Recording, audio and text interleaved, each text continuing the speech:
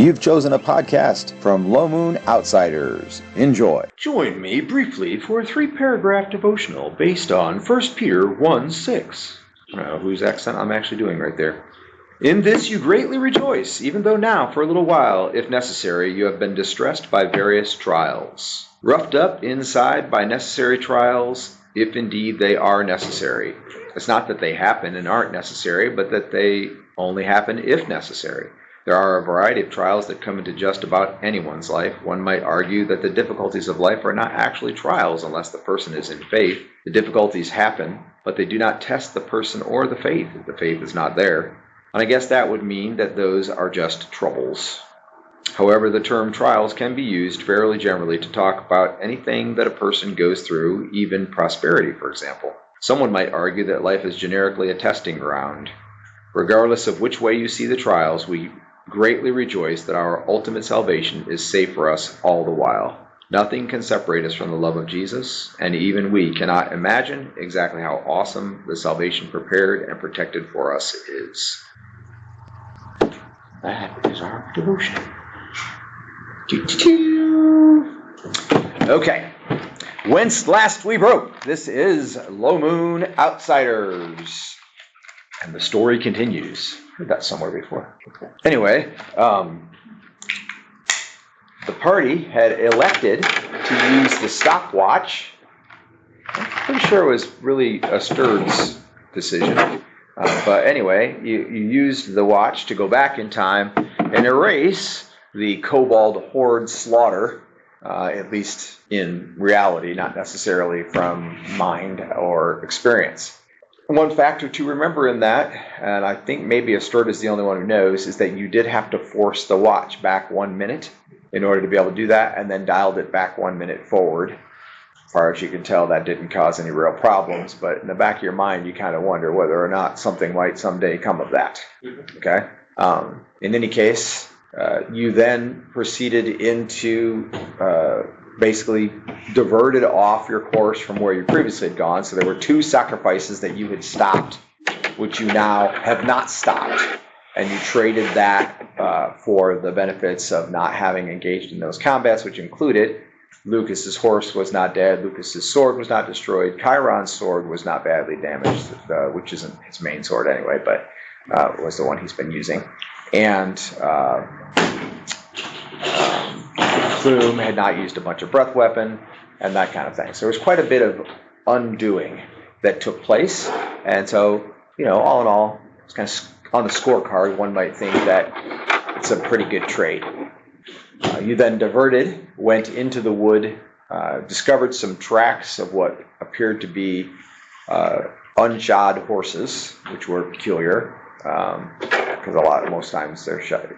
Human horses, at least human society, they shoot their horses to protect the horses' hooves under the burden of weight and travel. And later found out that you were dealing with a group of centaurs. You met the centaurs, essentially enlisted their aid to help with the rescue of the wood spirit girl, woman, whatever she is. And looking at her, she is because she was kind of like a malnourished, but she had the proportions of an adult female, but she was malnourished and small. So you would say adolescent maybe, but for them that might be quite a bit older than teenager, for example, because elves obviously age differently, that kind of thing. In any case, you had previously sort of rescued her, but now you have unrescued her. And now in the last session, not only did you encounter the centaurs and enlist them to help, but on top of that, you delved deeper into the dark wood and met what we'll call the old hag or crone, sort of a witch woman.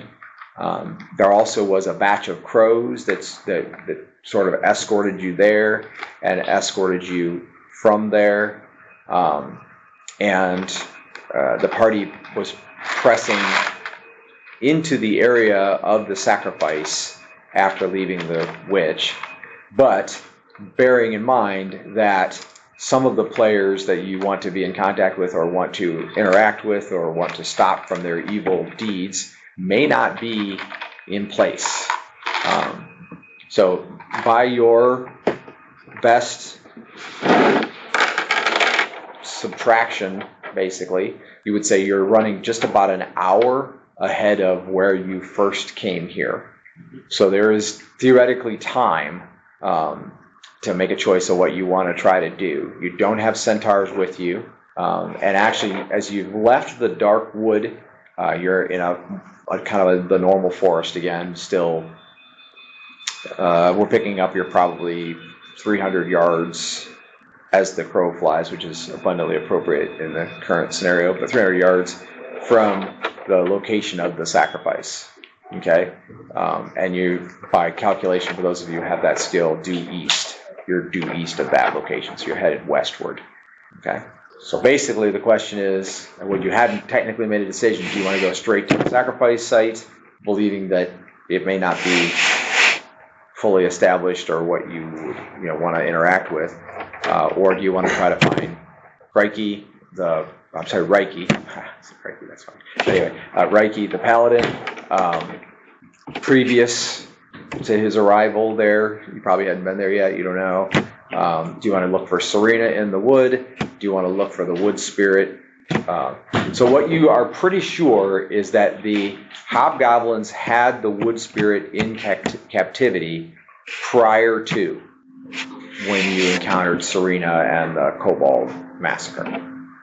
So wherever they are, wherever she is, that's where you act on. They might be at the site of the sacrifice, or they might not. So that's where you're at. We had confirmed at the end of last session that there were no sacrifices at the sacrifice site.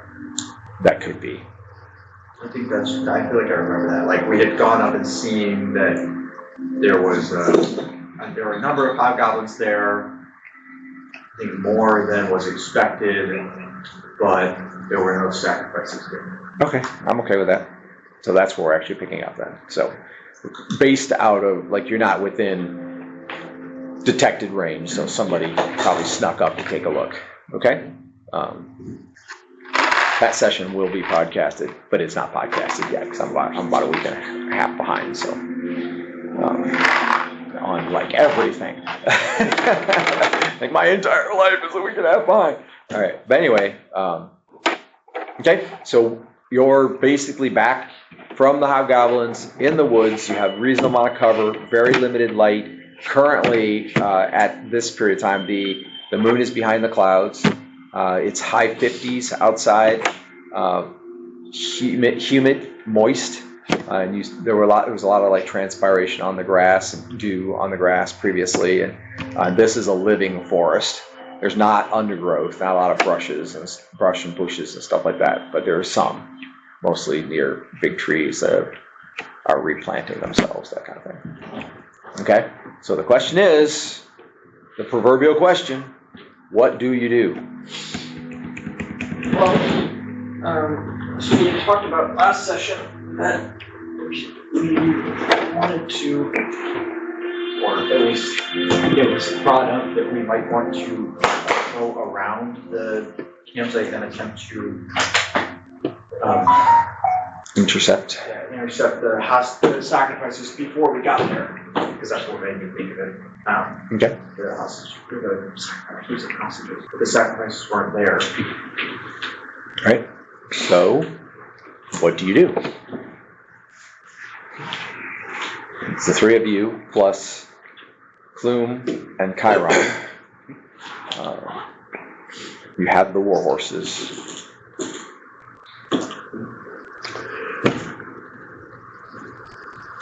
Was the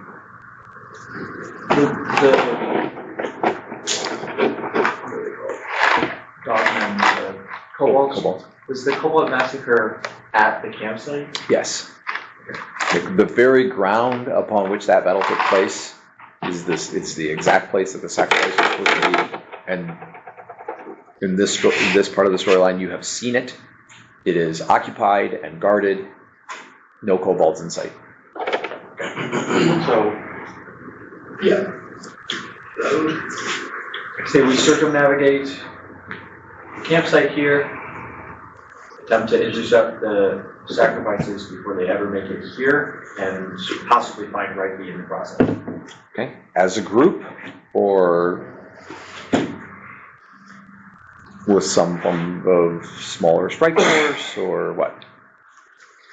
I mean, I don't see any value in splitting up, but I mean, I guess you get the stealth, but we're going to have to engage them when we find the sacrifices. I think it's more of a matter of if we go where the we have to figure out where the sacrifices are coming from. We're going to assume it's somewhere there. Yeah. And we know that Reiki and Serena are there. Where are they? They came through basically the same direction we did into the kobolds camp. So we could try to intercept them as well. Yeah, but delaying to do that potentially means we wouldn't be able to circle around far enough to get to the hostages before. Unless we split up. And there's the issue. So, I'm fine with that. I think it's safe to assume that if we engage any large force or any lasting battle in this area, that we will draw many more hobgoblins into the fight. Probably from here. which would actually give them an advantage on us. I almost want to say we'd be better off sending, for example, you and you to try to find them. And if we do find them, if there's 2 or 3 covering them, take them down quickly and without noise. But if they're coming with a battalion, we really get no tactical advantage from engaging them separate from their group. In fact, as they merge with the group, it might cause some disorganization within them and we could strike them. But striking them before they reach the camp, unless we meet them miles out, we draw the others and suddenly we're exposing our flank. I don't see practical value in that. But I would say again that probably it depends on numbers. If it's something where it's a small number and they can be dealt with and the captives rescued and quickly moved away, then it might work. But that means a fast-moving group who can hit hard. I think we know who that consists.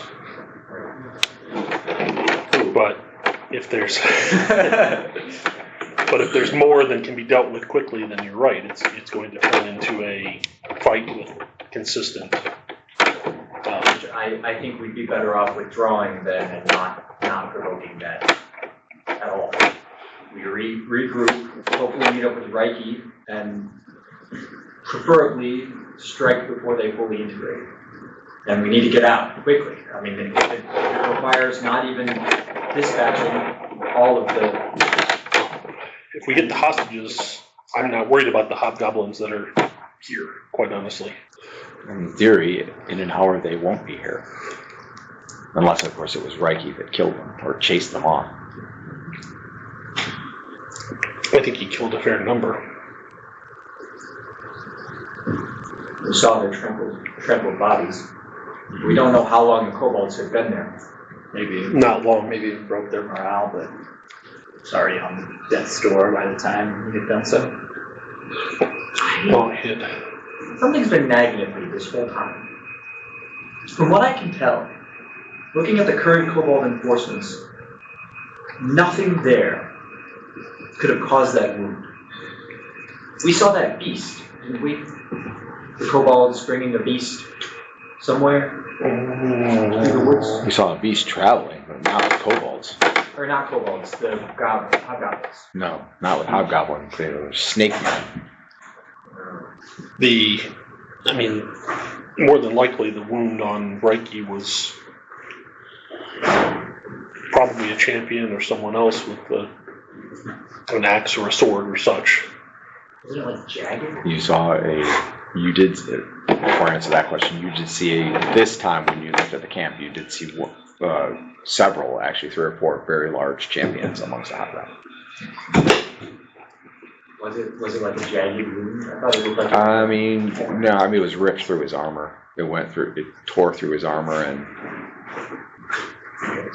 gouged his chest. Or if there's a shaman or something, who knows what they can do. That concerns me, obviously. Okay, how about this? I concede to your abilities, Astern. If I suggest that you, I, and Boone circle around and attempt to intercept the group, do you think that I can move, preferably on horseback, around them quietly enough to not draw their attention? Quietly? Well, it's not going to be quiet, it just needs to be quiet enough, or at least nondescript. I've never really tried It sounds tragic. this. I'm out of my element. Sneaking around. On horseback, sure, through the woods. I mean, I've done. Definitely wood fire is helpful. Well, at some point the woods clear out.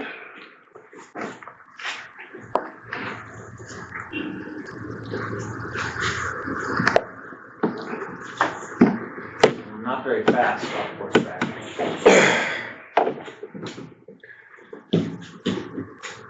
Well, Strikes you as if time is slipping away. The time advantage is slipping away. You've been standing here talking about it for at least 10 minutes. I'd say if we're going to do it, quite honestly, I think all of you go.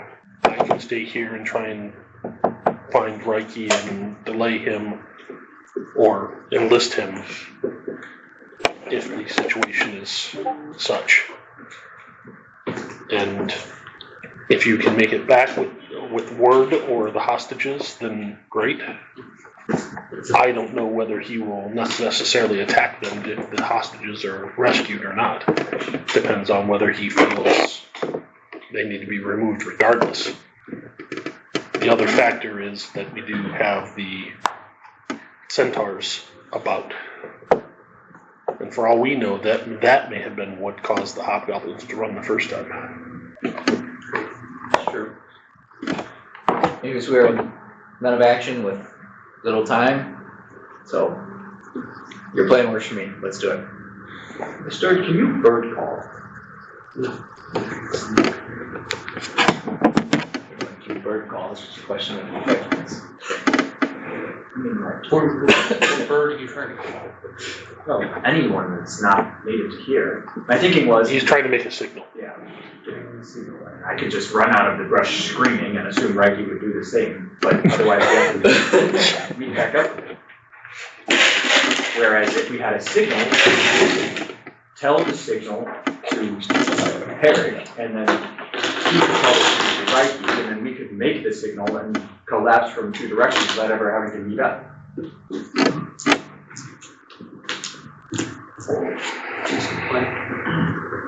But I don't have a The signal. fact that Well, the problem is we're if you don't mind an obvious signal, you could just shoot a flaming arrow up in the air. That would be enough signal. I mean, as But- effective as a bird call would be to like bang a sword on a shield or something like that. It'd be a clanging noise. I mean, Just a bird call would potentially not be out of the ordinary, but again, it's dark. Not as many birds And up we and need calling to about. give the signal half an hour from now. We can't remember that it's some strange bird noise. Well, an expert would. Hopefully you would remember whatever the signal we agreed to is. But All right. Well, how about I'm fine with flaming arrow. That works. as we were planning, we were running out of time. yeah, And they draw eyes. so go. We'll do that. Flaming arrow. There's a logistical issue with the fire. Let's bang the swords on the shields. It'll be loud. Nowhere. We're just All right. Sure. Let's go. quick signals. Just go. We can't sit there and flick. As it is, I've got to try to find a paladin Click and, my watch and a woman in the woods. All right, let's go. Okay. So the four of us, Nothing to see here. the four of us will. This is why he's always telling his son to put all four on the floor. Looking for the, Because he knows. the sacrifices, and then The four of you are going to divert around and try to find the sacrifices, and he's going to stay here and try to catch the pellet. That's the plan? Yeah. Okay, got it.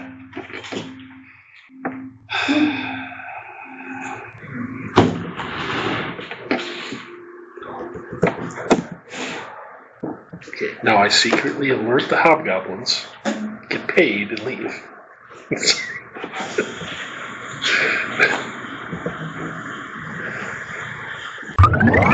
Check out Things Were Different Back Then, the origin story of Lord Victor told from a certain point of view. Okay, counterclockwise or clockwise as far as going around the sacrifice site? Who's leading? I'll assume plan maker. Okay, so Lucas is leading. Counterclockwise or clockwise? even, so. So, if it matters to you, Probably matters. counterclockwise is in the direction of the sub-chief, of the sub-chief's sacrifice that you guys previously stopped. Clockwise would be in the direction of a sacrifice that you don't never have seen, you've never been there, and also in the direction of the village that is actually under siege. So sacrifice is like in a line? No, it's more like a circle. A Around the very odd village. circle, not an actual circle. Kind of was like an oval, but kind of chunky. Okay, so, It's wrong for people who Let's don't go have this way, satellites and and I'll start going GPS. clockwise. okay, that's fine. Okay, so you're going to the right. Whatever. Okay, so the two of you are leading now to the right, and Clume and Sturd are following. I assume you have your bow in hand. I'm assuming there should be tracking something to kind of get like that. I mean, you could keep an eye out for tracks, but you don't really have tracks to follow at the moment. Other than the fact that you've noticed that there's been a lot of movement in the woods in general, mostly hobgoblin and whatever creatures they have stirred up or chased off. Okay? All right. The moments ebb on, closer to catching up to time, as it were. After just a few minutes, the two groups have separated. Okay? And so I presume Herrick is beginning to go. So in theory, you would be looking into the region kind of back and to your right if you're trying to locate either Reiki or Serena.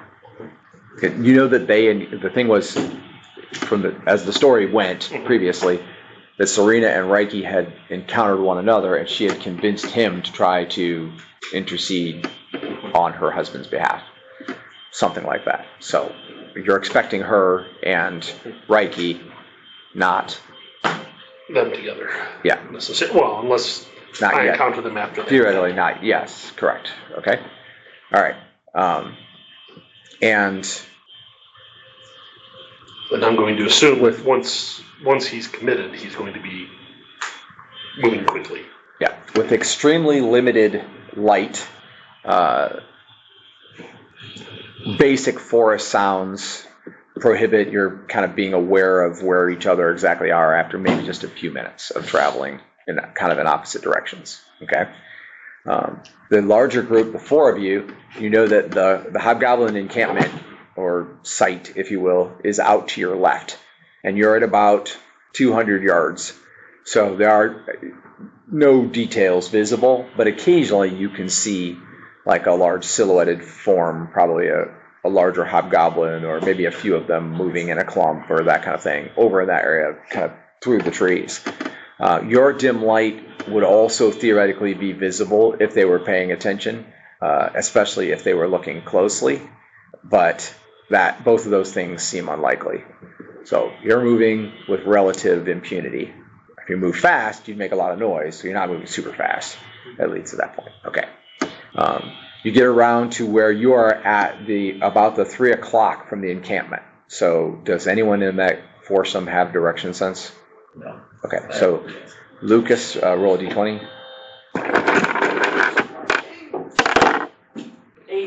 Okay, so you would say you are due north of the encampment. Also, interestingly enough, the breeze, generally speaking, is coming from the north, so it is coming from your right, which means it would carry, how far you don't know, but it would carry your scent in the direction, straight in the direction of the sacrifice, the area of the sacrifice where the cobalt conflict was. Okay, and I need all 4 of you then to roll a d20.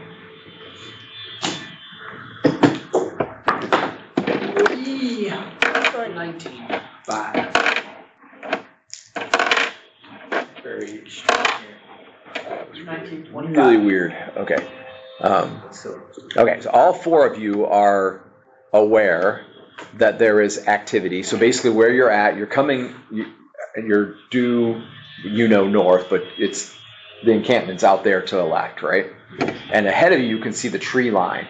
Outside the tree line, you can see flat rolling plains, that which you've seen before. Everywhere in between the trees out here is like this. Beyond that, some distance, you'd say half mile, maybe more, there is another tree line. And it is a kind of a deep, dark, recesses forest, not unlike the one that you're traveling through right now. But in the midst of it, you can see a pretty bright burning flame. Like somebody has a bonfire or a big fire going. So that is going to be, so think geographically, right? So you have the encampment that you're circumventing. You guys are about maybe between a quarter and a half mile due north of that, or in other words, it is out to your left. And then straight out to your right, or due north of you, is another tree line and another flame. That puts that flame at about 3/4 of a mile away, and it is visible, like it's lighting up that part of the woods, burning pretty brightly. Okay, you have not seen any obvious tracks, and you've not encountered any opposition at that point in time. Is the town due west? No, the town would be northeast. East northeast from here. It is east northeast from here. Okay. So we're officially reaching their circle. Right. Yes. Yeah, so if you pass outside, you'll be outside the sacrifices. You also know, however, that the original reports were that they had basically done this same thing with settlements to the west. So that is to say, you're entering hobgoblin territory. That's what you're talking about. I thought we were heading east. No, you're heading west, north and west. So it's here. The town is that way. Yeah, Okay. the town is there, back to the right now. You crossed the whole area essentially, but you stayed in the woods. You didn't go up where the town was, because you were working your way around the circle to stop the sacrifices. This is if that's another sacrifice, then these 2 sacrifices are the furthest west sacrifices. Okay. I guess.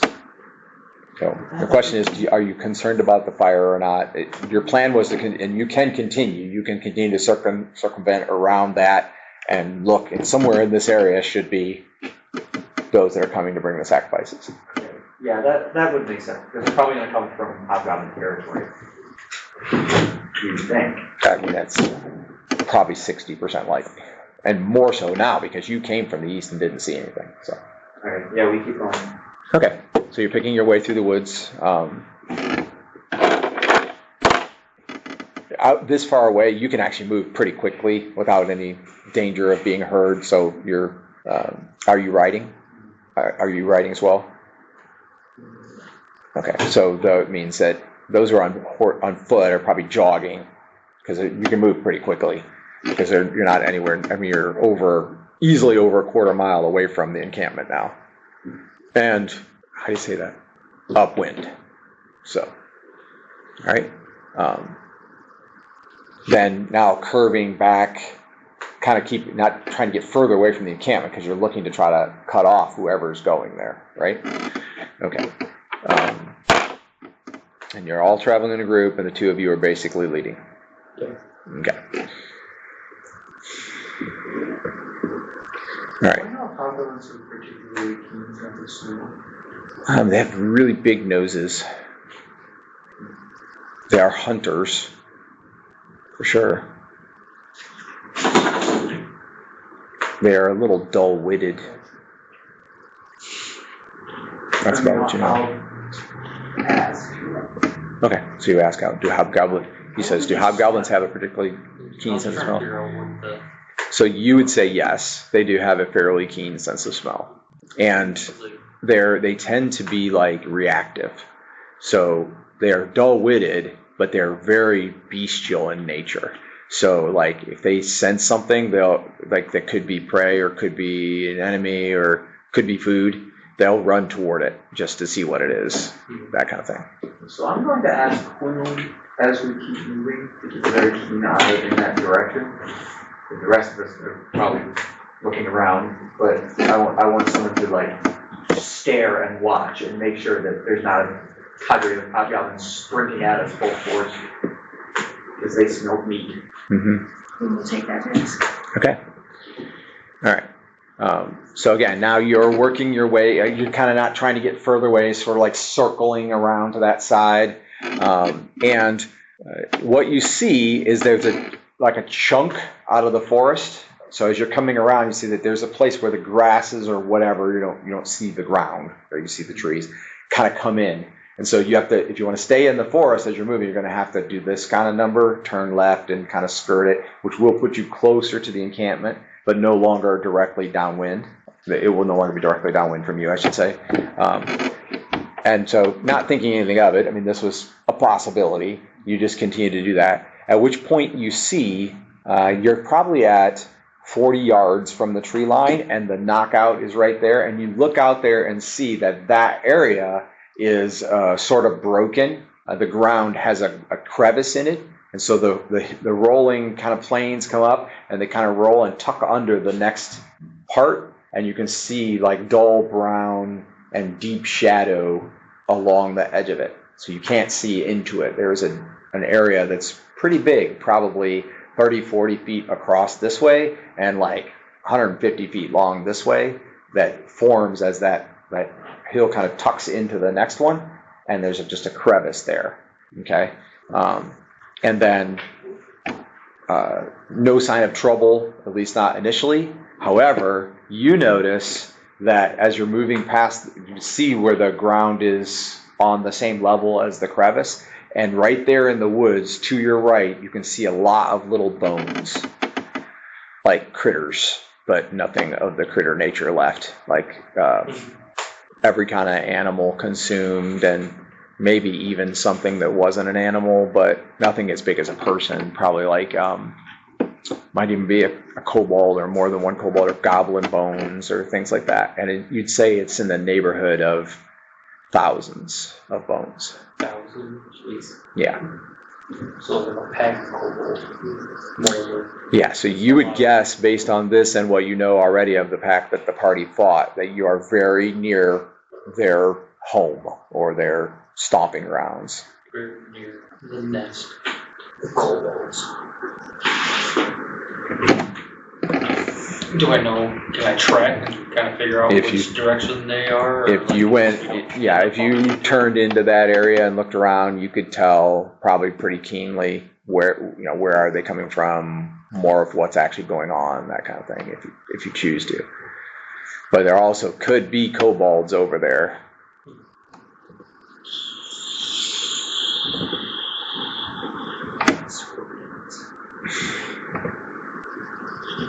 Try to get the better, basically better avoid it. Yeah, so you're not having any conflict at the moment, so you could just continue your course, but now you know where they are, and you realize this from the site of the sacrifice. This is only a little less than a quarter mile away. So if there was the sounds of a major tussle going on over there, you realize it could stir them up. And they don't, when they come out, they just keep coming. That's how they are. Well, it wasn't that many, but it definitely was a lot.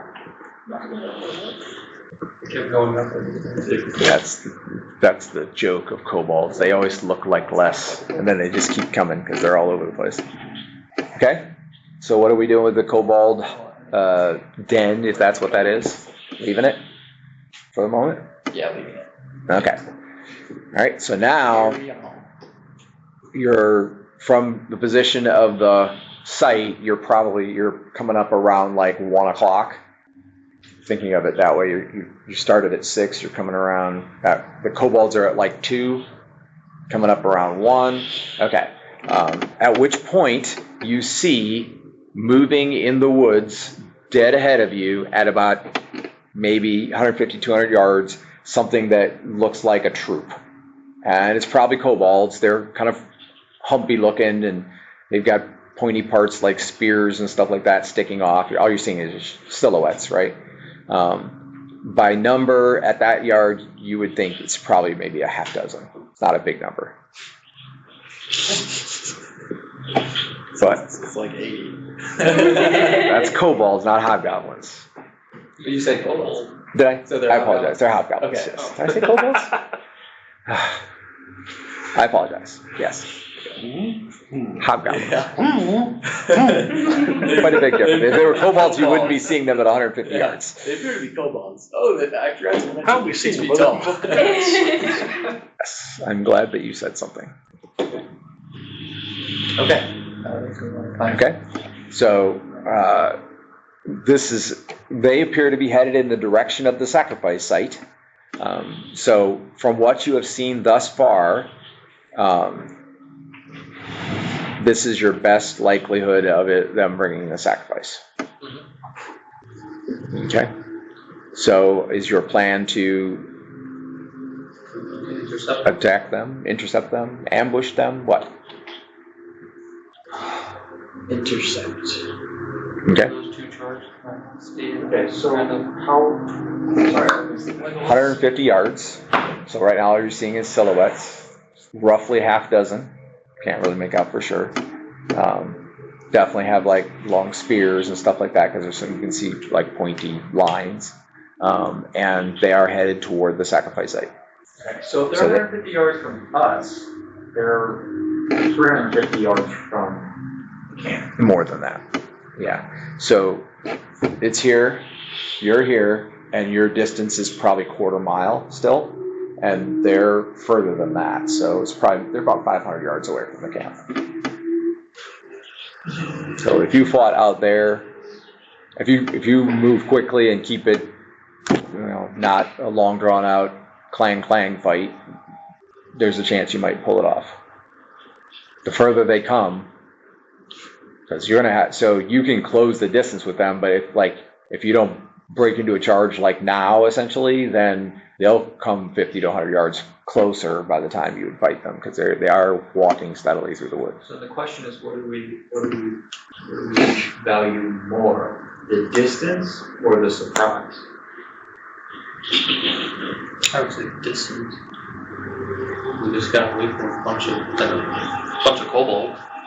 It's fine by me. Okay, no sign of any activity coming from the camp at the moment. We're Okay, going. do roll a d20, however.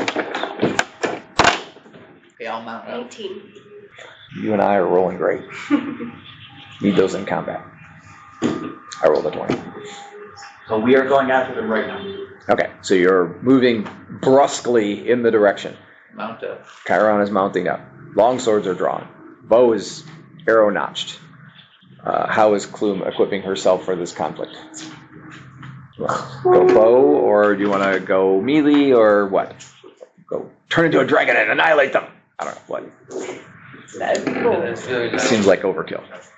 How many arrows does this already have? I have 7. I don't know. Do arrows come back after you go back in time? Yes. I have 7. Oh, well then I still I have. gave you a bunch of them, and then you used some, I used some, and then went back in time, and then you don't have any, and I have all of them. Well, I had 11 to start. Okay. And then I started using yours anyways, so I'll equip my bow. Okay. I can give you a few. All right, so Sturt and Clume are running through the woods, jumping roots and slipping past trees and whatever, while Chiron and Lucas are riding to intercept. right? How many do you want? Are you going to attempt to try to time your attack to wait for them to get into position? Because you will definitely get there before them on horseback. Or are you going to just go ahead and go and let them get in position when they get there? I'm just going now, we're gonna. Okay, the knights are going. Knights. Swords upraised. Lances strangely Lucas absent. is mainly only going because he knows Chiron's not gonna stop. Okay, so it's two. It will, Also, it's Chiron's fault. it will take you 2 rounds to engage. During the first round, they will be completely unaware of your approach, for sure. But you will need a ride check as you are riding through the forest. My sweet dog. 61. 94. Nice. Exact. That's exact. Or no. No It way. says 92. Yeah, you have to be Okay. level. Okay, so what happens is the 2 of you are moving forward quite quickly, and you go to the right side of a tree, you go to the left side of a tree. Well, when you go around the tree, you and the horse crash through a half dozen to 10 thin saplings that are there. It is not quiet, and you're sure that the horse got scratched up, took some damage from it, and you need a ride check to maintain yourself in the saddle. Okay, no problem. So you are still in the saddle, but you are a good few initiative counts behind Lucas. He will definitely be leading the charge unless he holds up. Okay. Now with that in mind, and also in the second round, you're now in front of them, charging straight at them. There is a decent chance they will be aware that you're coming.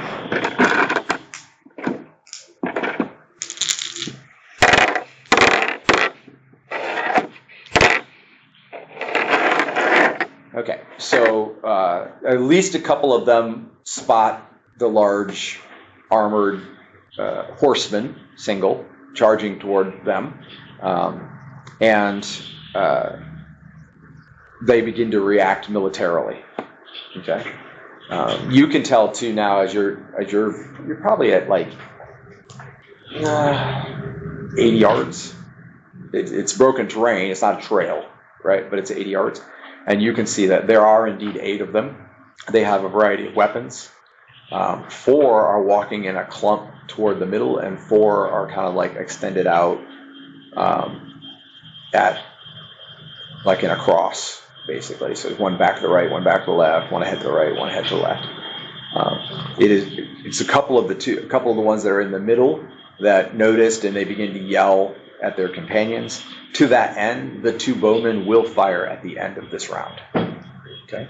Also, you will reach and can attack before that time. Okay, so you will be engaged immediately before they can shoot. Mainly just want to make sure they don't have time to set their spears. Yeah, that would suck. So it'll be based on the surprise roll for the guys in front. One guy in front has a spear, one guy in back has a spear. Okay. As far as Chiron goes, I need you to make an initiative roll. 4. Okay. So you also will reach and can attack before the end of the round, which means before bow fire. Okay. They will fire at the end of the round, and then they will fire again in missile fire. So, assuming they are shooting at you guys. Okay. So basically, the 2 of you ride forward. I need another ride check for this round as you're riding your forest dark horses. 18. No problem. All right. So you do dodge through a couple of trees. Lucas's sword scrapes a huge hunk of bark off a tree that you get fairly near, and out of the corner of your eye, you see it kind of fall down, not off, but flap down. Any other swords? The horses snort steam and chomp at the bit.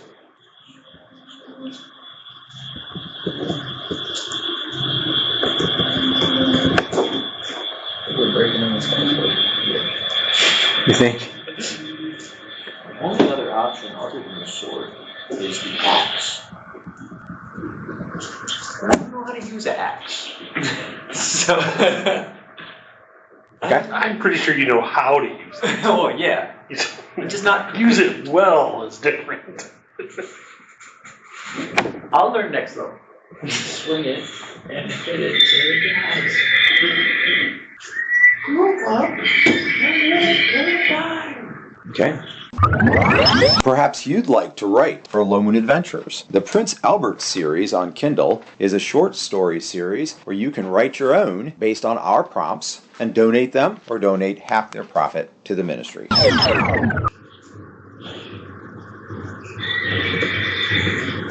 Okay. So as you charge up, there are two opponents in the front area, right? Neither of them are surprised. The guy on the left is trying to set his spear. So you don't technically have to interact with him because you could just charge the right side line. The guy on the right side line does have a hand and a half axe and does look like a champion. He's bigger than the average. But I have my sword out, because I don't actually have a spear. Right. Wait, do I? I thought my spear exploded. Well, that was in the chieftain fight, so I think we both have spears still, actually. Yeah, I think you're right. Assuming you wanted to use them. No. I'm not plus one using my spear. That's so sick. Okay. I just have a hobgoblin spear, but I'm not using it right now. Okay. So you charge. Lucas charges into the right side of the line. You may roll initiative. Arden, just roll initiative. This is just basically to determine who's going to strike first. The guy that you're riding up to, or you? Something tells me he did. I got it. Okay. So yes, he is going to attempt to swing his hand and a half axe at you as you are coming in. He does not get a counter charge bonus. He did not charge. He just stood his ground. Okay. Shield parry, I assume. And how much is your shield parry? 4. So I don't think I would. Okay, you successfully shield parried. It whips, slices through the air. It is obviously a heavy beast of a weapon, but it rings off your shield and slides down. You about to get it now, boy. It's go time.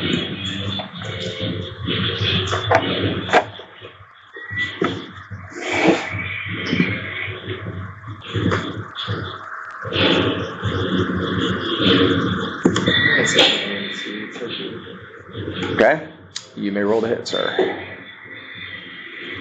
16. And it's definitely a hit. Hobgoblins. Giants? I always forget. Yeah, isn't one of them giant class? Hobgoblins are giant class. Yes. But they're not considered large for the purposes of Correct. large. Large is size based. Giant class is giant based. Okay. 17 points. Do I double that? From target? Yes. 34. Okay. So he spins away from the blow and slams to the forest floor. Okay.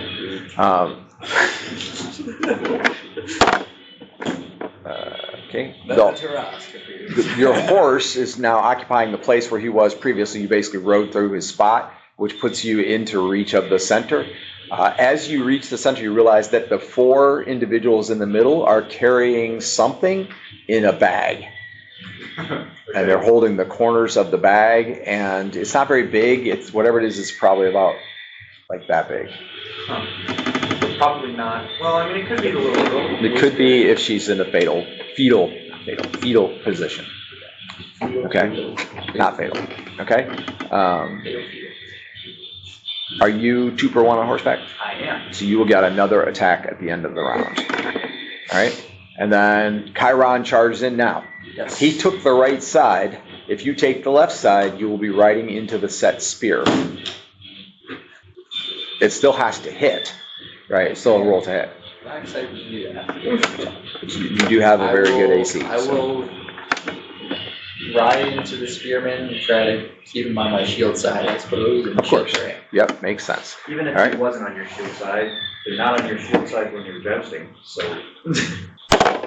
Get the shield out. Okay? I mean, yeah, they're on your shield side. The spear rings off of the shield very harshly. And it does remain intact. But you're ridden up to within sword striking distance of him, and you may swing. For a hobgoblin weapon, that's pretty impressive. Don't expect that. Might have taken off a person. It's true. 7, so it's AC 3. That's a hit, and you'll do double damage in the charge. 30. Okay. So he also spins away from the blow. I'm sorry, it's 20, but same. Yeah, same Same thing. thing. Okay. He also spins away from the blow and goes to the ground. I don't think you're Okay. Okay. So for Clume and a stirred, right? So as you've been running up, they didn't wait for you to get into position. So you're probably in the 60 to 80 yard mark, which is still short range. You can fire at short range, but it won't be point blank. And there are some trees and like that, so they could get a little bit of cover. And of course, you don't want to fire close to where these two are at, or you could possibly hit them. So what do you want to do? I think we should okay. The point blank so we can less chance of hitting the guy. Okay. What's point blank, mister? So you don't do point blank anyway. So the best you're going to get is short range. But the good thing about getting a little closer would be to get rid of those trees that are in the way. Yeah. Because the problem with cover is like you can hit and then say 30%. Well, so you still miss 30% of the time, for example. So both of you also could kind of like skirt out to the right because that's the angle you're coming from, which then means that you'd be able to see the side of the pack and fire with not having to cross where these two are at. I will do that. All right, so you guys turn right and start looking for a clear shot. So you will fire, when the hobgoblin archers fire, you will also be in position. So we're going to have like a missile fire round at the end of this actual round. Okay. In the meantime, the other hobgoblins are attacking Chiron and Lucas. So on Lucas, an axe, misses. Brings off your armor. On Chiron, short sword, badly misses. Misses completely. Doesn't even ring off your armor. Okay. Then that brings around your guys' second attacks. Chiron and Lucas' second attacks. Now you're attacking the 4 in the middle unless you intentionally ride around to try to get the back 2. I'm going for the other spearman. Okay, so you're riding around to get the other spearman, all right?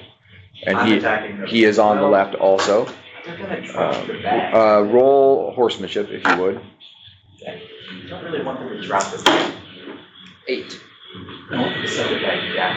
But they're definitely not going to set the bag down. They're going to drop it. They're fighting, so they're all the 2 on your side are attacking you. So it looks like they've already set the bag down. Yeah, okay. Yeah, I'm just watering that. I'm sorry, hit AC what? 8 on my ride check. And Oh, a ride check, yeah, made it. -4 AC. Okay, so you rode up on the other spearman. This is not a charge. 13 points. Is this on one of the middle guys then, Arden? Yes. Okay, 13 points is enough, and he goes down. Nice. Is this blessing we got having effect? It seems like it. Solinar. 9, 7, 15. You feel blessed. I hit AC 0. Nice. Okay, that is a hit. 11 points. Okay, and he goes down as well. That's minimum. Okay. All right, so that leaves 2 guys left in the middle and 1 guy on the back right. None of them are surprised. They are all wielding weapons. The guy in the back right now moves to attack Lucas. He's the only one who has not gone. And he'll miss. Okay. All right, and then we go to bow fire. 2 bowmen that were not in the formation. And I'm going to check and see whether or not they have detected a stirred or clume before I decide on targets.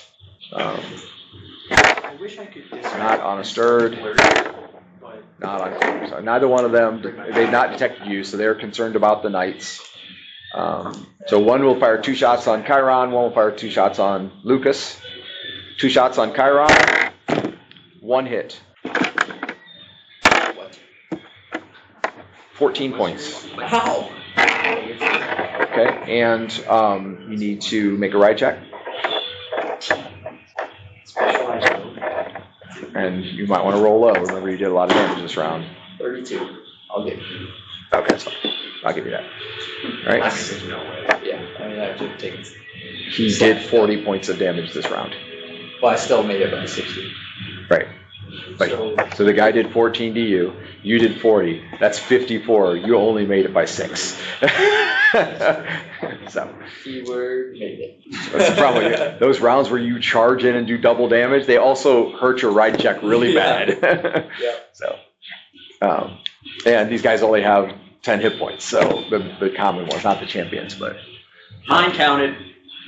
All right. Bow fire on Lucas. Both missed. Checking to see. Technically, you only did 20. You did 20 when you hit again. I did 30. Okay, the guy, one of the bowmen in the back was shooting at you. Both shots missed. One of the shots hit the guy that was immediately to your left attacking you in the back of the head, and he goes down. Friendly fire. Specialized bowman. Friendly fire. Why couldn't that guy be the guy shooting at me? Yeah, well, what do you You got? know what this is? You know what this is? Karma. For what? The shield. I don't see it. For months, everybody who shot at me hit me. I was peppered constantly. I got rid of the shield. It's like my polarities have been reversed. Now they can't hit. Take it. Well, you can. Try this one. I'm arrow repulsive. I think they're just shooting the healer. Well, they were shooting at me. Luckily, your healer is a Okay. paladin plate mail. Bastard and Clume. All right. So you've moved to where it'll be considered point blank range for you. Still short range for Clume. What you've got is 2 bowmen in the back that are unengaged that are shooting at Chiron and Lucas, plus 2 melee troops. The 2 melee troops are inside between Chiron and Lucas, and shooting them would be a challenge. The bowmen are clear shots. Mine's for bowman. Okay. Are you going to each take 1? You take left, I take right. Okay. Check out Amaldan Inc. for incredible opportunities to support the ministry. Or you could both shoot each, considering your damage potential is considerably higher than hers. I get 2 shots. Does she get 2 Yeah, shots too? same. Oh, there we go. So both. All right, there you go. That's good. All right, and so you can both roll hits. Just keep track. Left, right, left guy, right guy. Left guy. 3. Oh, what's your back? Roll for 16. 12 and 11. Both hit. All right, so your damage is D6. Yeah. Plate mail? 2. Because if plate mail is a thing, you go. Were they both hits or only one? Just, I only rolled 1. The second one, 17. So both hits. 5. All right. I did left first. If the full plate was 1. She hit both. 0. You're point blank, so you're. I'm point blank. Yep. Oh. So you're D6. Yeah, so I got 5 on the right and then the 3 on the left. And I rolled 5 on the right. So the lower of the 2 is 3, plus 2 is 5, times 2 is 10, plus 2 for the bow is 12. That's the lower, and then the other one is 14, because it's 2 higher, doubled. And then she hit both of them as well. So, all right, both of the bowmen go down. What AC is full plate? Full is 1, shield 0. Okay, what? So is plate mail an armor? Is it plate mail, field plate, Yeah, full plate mail's 3, Okay, so you 2, have plate 1. mail. I have full plate. I'm trying to figure out why I have my AC as -3. Full plate and Dex. shield. Full plate and shield is 0. Oh wait, okay, Full never plate mind. shield No, is- it makes total sense. Never mind. I forgot the full plate is +1. That was Okay, plus 1 full plate. sorry. So It's magical full plate. yours is 3, -2 is 1, -1 for the shield is 0, -2 is for Dex. Oh yeah, you just shield out for a second. Okay, so 3. So the armor puts me at 1, and then my dex puts me at -1. -1. -0. Okay. And then you have a magical shield, right? Yes. Okay. Which Magical shield. Is it a +1 shield? would be, Is it a +1 shield? Yeah. So it'd be 2 more. yeah, so that's right. One for the shield, one for the magic. Yes. And when you shield parry, you add your strength bonus to hit to your shield parry. So it'll be 1 for the shield, 1 for the magic, and then whatever for strength. Okay. Dun dun dun! You have 2 hobgoblins alive, no bowmen, end round. The 2 hobgoblins are immediately between the 2 of you. So they're in between. Like one of them is facing Lucas, one of them is facing Chiron, and they're kind of like back to back, basically. And the clump of cloth is definitely in danger of being stepped on in the fray. So by the horses especially. So you have to be super careful. So are you being super careful not to step on the clump of cloth with your horses? Yes. What are the odds that I can dismount my horse and it won't bolt? Pretty good. Especially in the middle of a fight. It's a war horse, so it's like without you on it, it'll fight, but if it started to take the worst of it, it would It's run. not a super well trained horse. Yeah, that was my concern. No, but it's violent. It's the other way. It's not. But it just wants to kill people. Okay, so Lucas intends to vault from the saddle and protect the back. Okay, so roll a ride check to vault from the saddle cleanly. 2. Nicely done. Okay, you jump down, your feet straddle the cloth on either side, and you do see it move slightly as you jump down next to it, so you're pretty sure something alive is inside the cloth. So he'll say, be still. Okay. All right. So in your jumping down, the hobgoblin does slap against your armor with his weapon, and then we are rolling initiative. Will I be able to flurry this now? No. He vaulted down, so I didn't roll good enough anyway. that happens. Okay. Jumping hobgoblins. All right. So now this is a full round. It is probable that Lucas and Chiron will deal with them. The only safe shot into there would be a called shot. Then again, you've already shot Chiron twice, and it was erased by the stopwatch, so you can shoot him again. I get a redo. Some things just shouldn't be undone. All right. Anyway, they have no missile fire, so that just leaves the 2 of you assuming if you're going to fire a missile fire.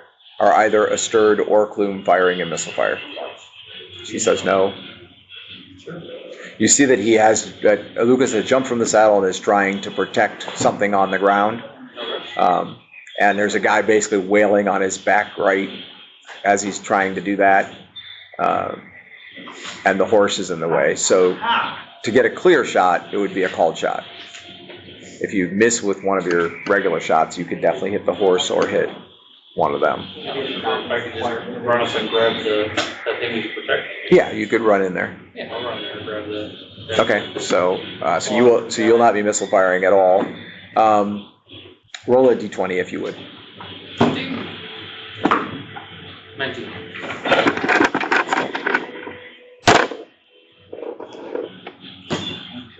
Okay, so something may develop interesting out of it. We'll see.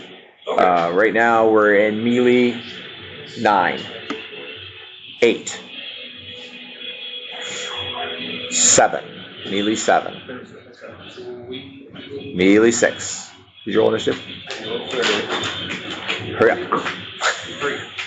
Plus dex. Do you have dex? Okay. All right. So we're melee 7, melee 6,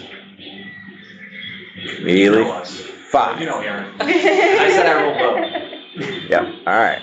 So the hobgoblin that is attacking you on the back of the right, you will not get shield. He hits. 7 points. You do not have to make a ride check because you're on your feet, not your horse. Okay.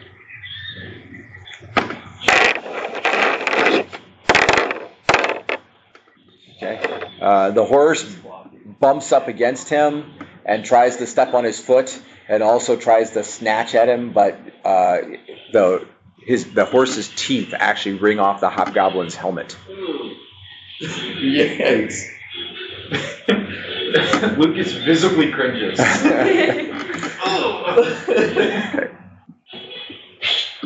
He delays his attack by 1 segment to visibly cringe at the sound of his. Okay. Makes such a tactically unsound. 6s, 5s. Okay, the hobgoblin that is facing Chiron attacks. Shield parry, and you successfully shield parry. D6 one's attack by 4 is a lot. It's 20%. Yeah. Yeah, shield parry is huge. All right. At which point you have broken from cover. A starter has broken from cover, and you've entered the clearing, basically where the fight is taking place. The horse, as you're charging in, the horse that Lucas was on has rotated around and is attacking the hobgoblin. So what you see before you is Chiron's horse, and he's on it.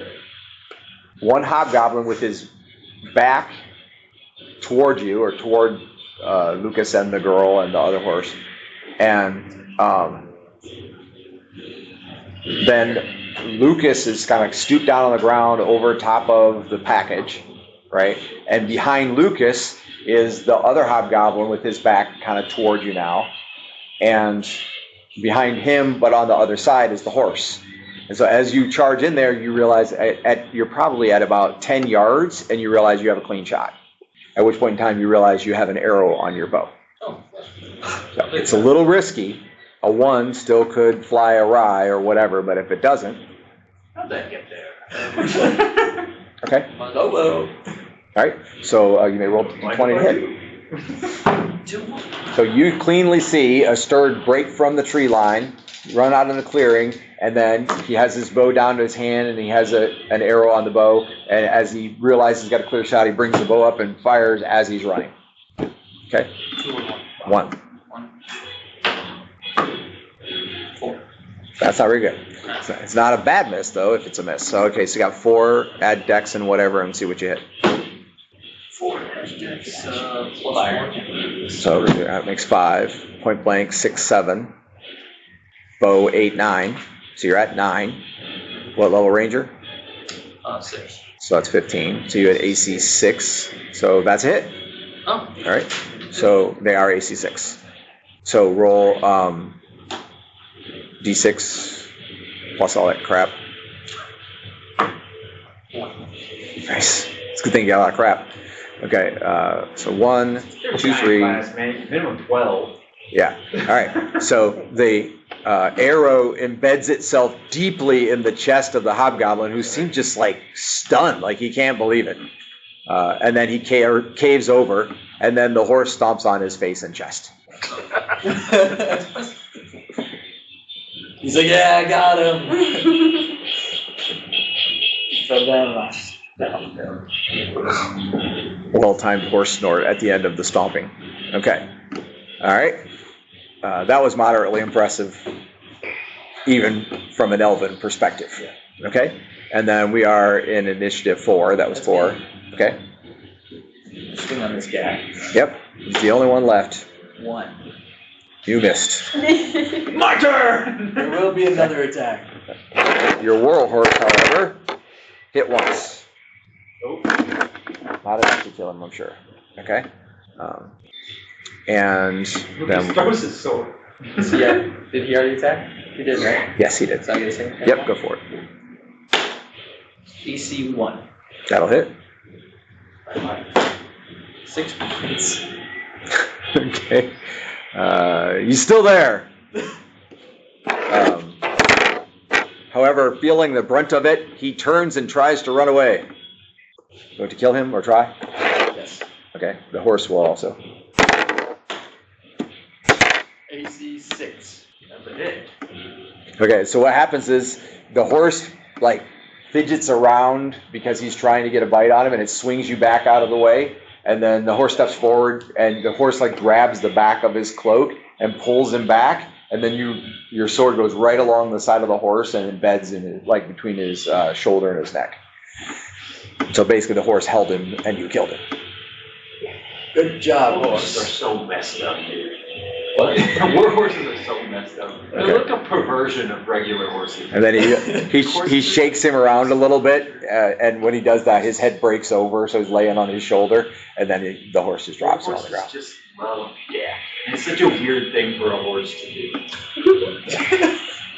You really don't expect that out of a horse. It's like watching a hummingbird. Like, Okay, pick out which fire. ends the conflict. It's not supposed to happen. It's nature. Okay. But even an aggressive horse is still a prey animal in nature. Like, we made these things. Evil. We made them evil. That's true. Very true. Or at least angry. Why is there no sound? There's supposed to be sound. Like, hopped them up on steroids and then retamed them. Yeah. Okay, well, I guess that one doesn't work. But if Why? you put And them made in a them, field, so we had to retain them every you know, time. it's like, but if you like just put them in a field, they're just like any other horse, they're just ripped. But then they smell blood and go feral. It's like, they're like sleeper. Okay, dogs. meanwhile, elsewhere. Okay, Herrick, moving through the woods into the general direction of which you expect to see possibly Serena and or Reiki, right? Okay. Avoiding obvious centipede nests. Yeah. Oh, let's roll for that. That's a good idea. Well, it's not. Oh, no centipede. Okay. Alone in the woods, it's a centipede thing. Okay. So you go due kind of direction sense or no? Yes, I do. Okay, so you go due north, then turn east, and you know somewhere in this area, right? And you're headed out kind of on a diagonal in that area, and then still north of you, you see a silhouette in the woods. It's about human-sized. You pause for a second, look in that direction, and realize that it is a human who is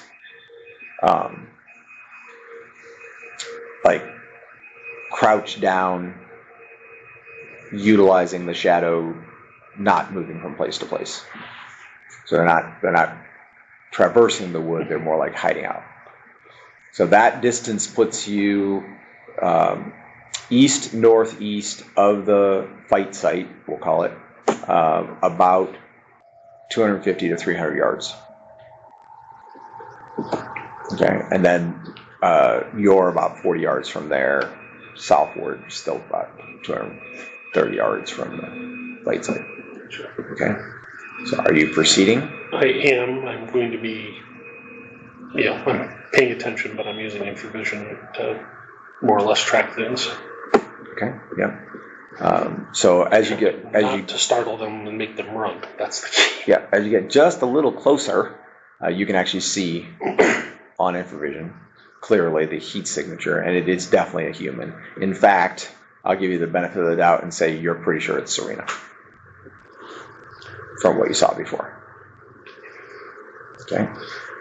Moving in that direction, are you trying to stealthily approach it? She doesn't know you're coming, or? I want to get within just conversational tone Okay. and just say, Like before she would notice you, per se? Preferably. Preferably. Okay, so then roll a 20. You don't have any specific skills for this, correct? or than pass without trace. that's up to you whether you want to do that. Well, I naturally pass without trace through underbrush, Oh, yeah. Okay, I see what you're saying. but I rolled an 18, so I still managed to trip over something. Well, but no one could track you. The rush is a little quieter. Yeah, I would assume there's some kind of small effect of that. But it's more about not disturbing your surroundings, not leaving tracks or marks, that kind of thing.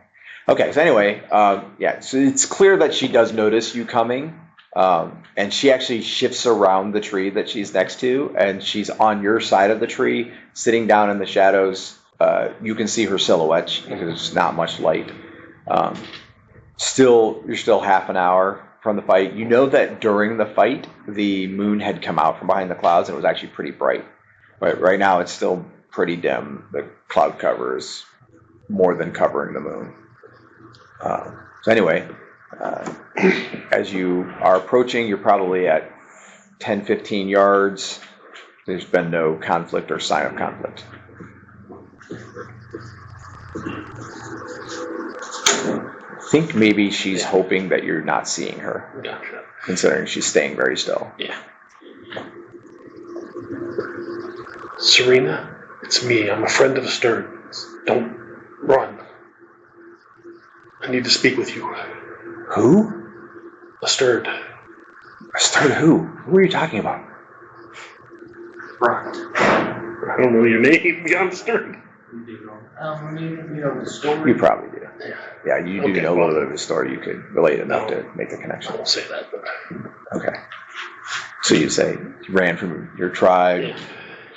He loved you once, something like that. Yeah. Something kind of poetic. Okay. As far as I know, she's not. Well, sorry. She gasps.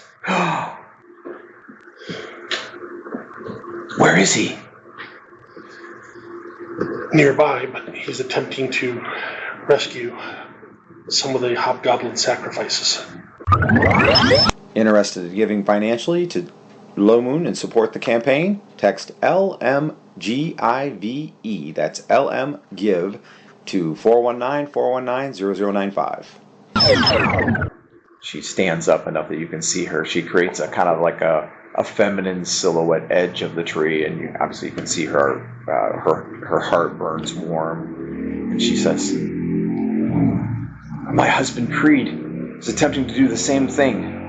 There is a wood spirit from the woods there to the south. She's been captured by the hobgoblins, and Creed went to try to free her." That's mainly what my companions are attempting to do as well.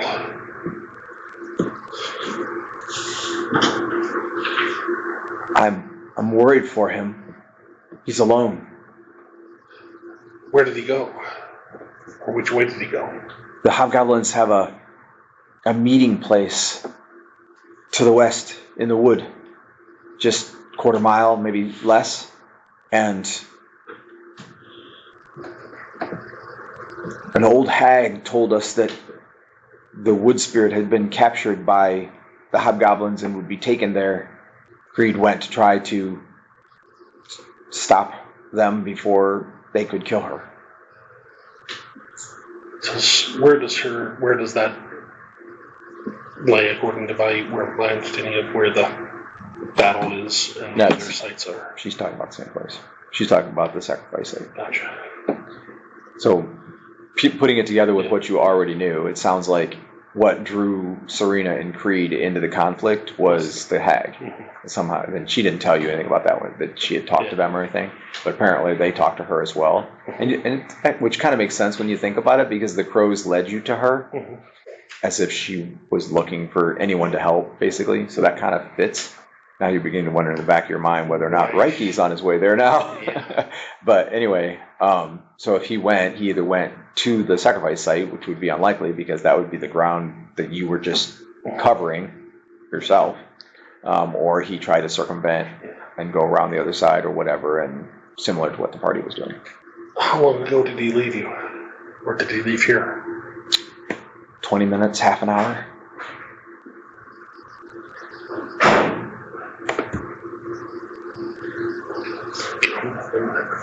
So he would have had to cross the ground that the party was on just before you got there this time. So Like he 5 or was 10 in theory minutes. ahead of them. Correct. Well, then it's possible that Asterd and the others may encounter him. I think they're going in the same general direction. Where will you go now? I was going to look for you and told there's one other who may be coming through this area. A paladin by the name of Reiki, who I'm also supposed to gather.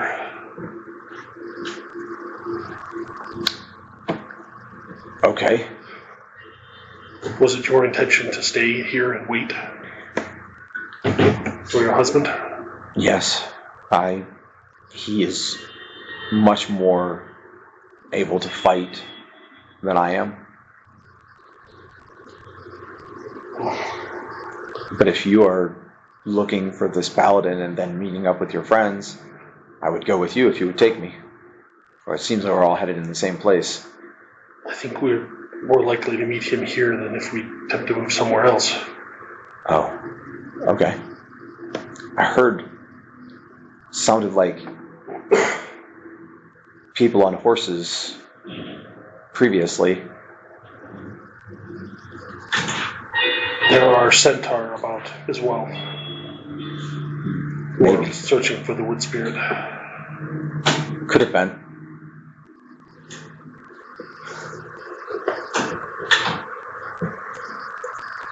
Okay. So,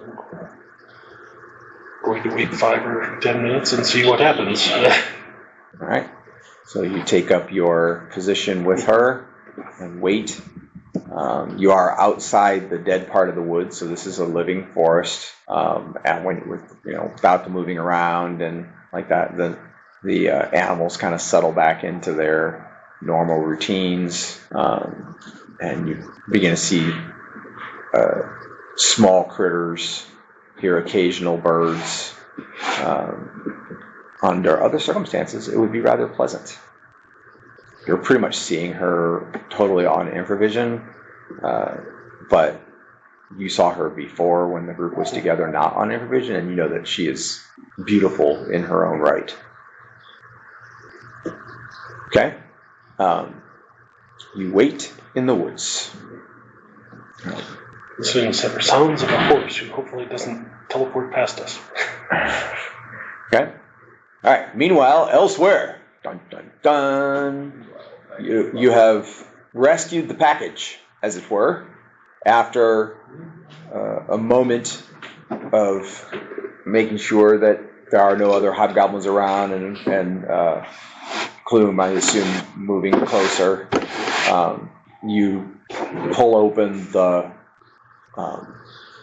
bundle, essentially, and you see the previously saved, now saved again, female. Something odd does strike you, though, and it is that this package has the distinct shape of a large, kind of silvery silk gown. It is big enough to be human-sized or slightly larger, perhaps, so fit for a woman who would maybe be 7-ish foot tall, or that it would considerably flow on the ground, if not. It is barely pleated, and it is a little sullied now from its recent travels, and especially because some blood spattered on it when the hobgoblins died and so on like that. But it's in pretty bad condition. The girl is wearing the slip that she was found in when you saved her from underneath the paladin, which you'll recall, or possibly not recall now, it's been 2 weeks, that it was basically just barely below enough to cover the private area, but she doesn't have undergarments. She looks the part of an older teen, but she is very small for her age, like between 3 and 4 feet tall, stretched out, and very thin, gaunt, malnourished. Maybe a little, but it's not much. Look at this. She does seem to be a little more alert than when you saw her last. And so, yeah, she looks fearful. Like when you throw open what you find out is the gown when you throw it open, and it does have a cut down one side. They were just basically using it to carry her in, which you can imagine they could have been superstitious to touch her or whatever. But anyway, when you throw it open and see her, she kind of like pushes back away from you, which like everyone's kind of standing around. So when she pushes back away from one person, she pushes toward another, and then she spins around a little bit, and then so ultimately she's like cringing in the middle of the shiny silver gown, laying on the ground. It is all right, small spirit. Okay. So We're safe now. She is clearly wounded, and it would be feasible for you to try to tend her wounds magically, or tend her wounds with your high-level proficiency. Bad, your wounds. She doesn't answer. She looks scared, eyes wide. You can see her heartbeat in her throat. She spoke common last time we interacted with her, right? Yeah, she's not responding. So only a little, but she's not responding at all right now. She has not said any words. She gasped, she groaned, but she has not spoken. Lucas will remove his helmet and sort of kneel a couple feet from her and say, "We were sent by a friend of yours, I believe. An old hag lives in a tree." It's kind of rude, but yeah, that's about right. Okay. That's no hag, that's my mother. Your mother's a hag. Okay. Whoever told you? Groan then. Groan then. Okay. She looks in the general direction of the dark wood, which also is, of course, in the direct direction of the encampment, of the Hobgoblin encampment. When she looks in that direction, the wind shifts. Possibly at the same time, coincidentally, but also something. And so now the wind is blowing out of the west. So across you and toward the encampment. And it's a little stronger, like it ruffles the cloth of the gown and I'll also pushes at her hair. helmet, set my shield down, and see if she'll let me Eventually her eyes settle on Clume, and she seems to be kind of like entranced, and she's not stopped staring at Clume since.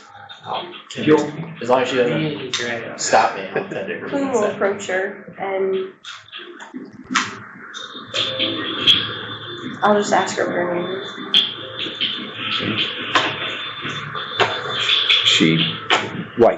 It's clear in her face that she's going to say something, like she's willing up the strength or moving her muscles, and her lips open slightly. She's like, but she doesn't say anything.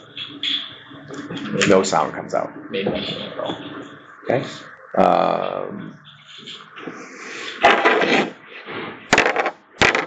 So go ahead and roll your. 19. Okay. So she is no longer. She appears to be no longer physically harmed, but she still looks emaciated. Okay. And when the green glow went off and she was feeling the effects of healing, she did take her eyes off Clume for a minute, and she looked at you like wide-eyed, like what is going on right now? And then she